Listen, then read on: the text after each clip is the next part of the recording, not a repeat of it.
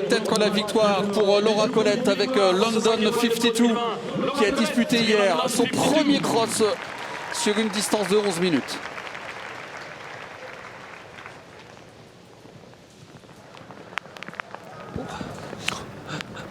Vraiment de la marge là sur cette pas. Bon. Pas le droit à l'erreur. Hein. Ah non, on n'a pas le droit à l'erreur pour rester sur le podium. Ouais, une barre. C'est hors du podium. Exactement. Derrière, ils lui ont mis la pression. Sacrément la classe quand même, ce cheval, il est waouh. On rêve tous de l'avoir dans nos box, hein, celui-ci.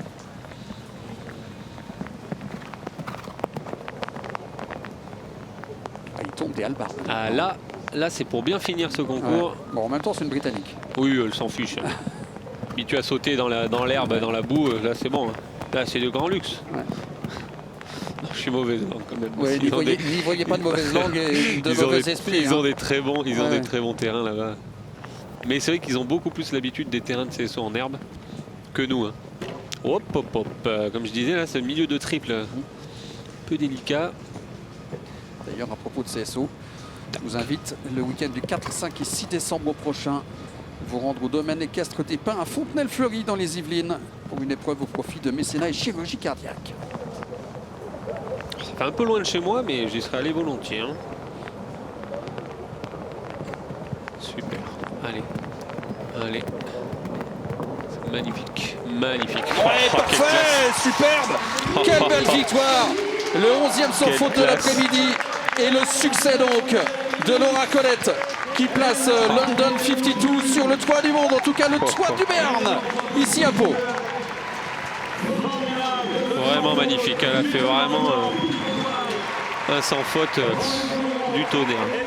Quand même un sacré cavalière, un sacré cheval. Hein. Il a encore la classe, la souplesse, vous voyez encore trotter, galoper, ouais, elle peut être contente. Hein.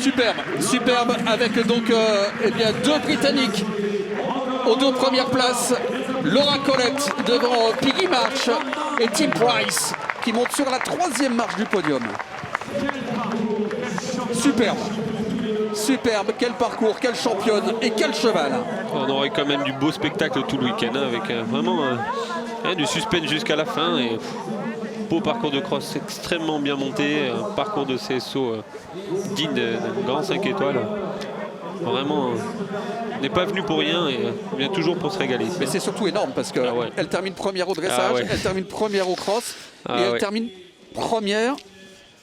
Sans faute après sans faute et dans le temps. Et elle a fait quand même un cross parfait puisqu'elle est juste 1 seconde en dessous du temps idéal, donc c'est la précision énorme. Donc c'est rare de faire un clean sheet comme ça. Ah, là c'est rare, c'est très rare, mais là vraiment pas une pénalité. Hein.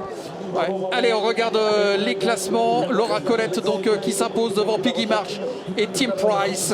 Les deux premiers Français, Alexis Goury et Maxime Livio, Maxime qui avait triomphé ici il y a 4 ans.